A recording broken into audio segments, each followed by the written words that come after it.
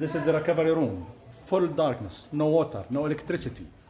But we have a hero, surgeons in Gaza. These the words of Dr. Adnan Al Bursh, one of the best-known surgeons in Gaza, as he documented the situation at Al-Shifa Hospital last year. The conditions were deteriorating in the weeks that followed October 7th. So bad, in fact, there was nowhere left to store the bodies. Here, Al Bursh and colleagues dig mass graves in the hospital compound. The Israelis said Al-Shifa was used as a command and control center by Hamas, and they placed it under siege. Patients, staff, and displaced residents were forced to evacuate. But Al Bursh took a different path. The beginning of his story in Israeli detention. He worked at several hospitals nearby, these pictures taken at Al-Alda Hospital, the last images we have of Dr. Al Bursh. He was detained several days later after the hospital director said the men had to leave. His colleague, Dr. Mohammed Obeid, was with him at the time. فقال لنا أن قوات الاحتلال لديها كشف كامل بجميع أسماء الذكور ما بين 14 سنة و65 سنة في مستشفى العودة، ولقد قالوا له حرفيا إذا لم يأتي جميع الرجال الموجودين في الداخل فسيقوموا بتدمير مستشفى العودة وما فيه. These drone images match his description of events. Obeid says the Israelis took 5 medical workers away, including Al Bursh. الذي هو إحساس أنه في مأزق شديد وأخذه ضابط الاحتلال وكانت المعاملة خشنة جدا.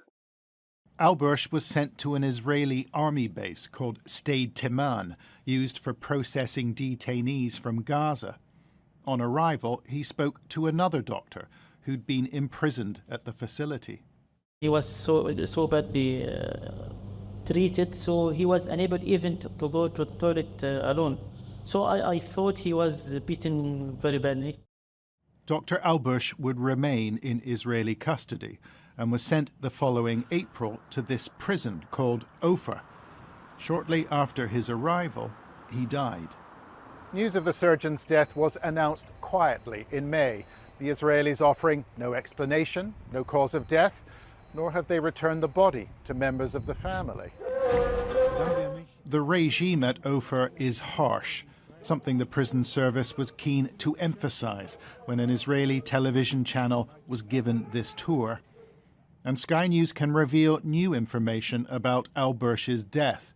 A human rights lawyer has obtained a deposition from a prisoner at Ofer who said he witnessed the moments leading up to the doctor's death.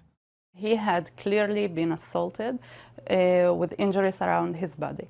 He was naked in the lower part of his body. The prison guard threw him in the middle of the yard and left him there. The deposition says Al Bursh was taken by an inmate to one of the cells. A few minutes later, prisoners were heard screaming from the room they went into, declaring Dr. Adnan Al Bursh have been martyred. Adnan Al Bursh was not the first case of a person who was beaten and died in the prisons since this war. Before him were many and many cases. Some people might say, some people will say, that Dr. Adnan Al Bursh was a terrorist.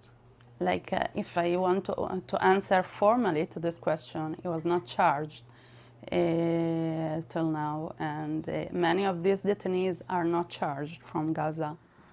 The Israel Defense Forces told Sky News the death of Dr. Al Bursh was not their responsibility. In a statement, the Israel Prison Service also denied responsibility for the death of the doctor. All basic rights required are fully applied by professionally trained prison guards. We are not aware of the claims you described, and as far as we know, no such events have occurred under IPS responsibility.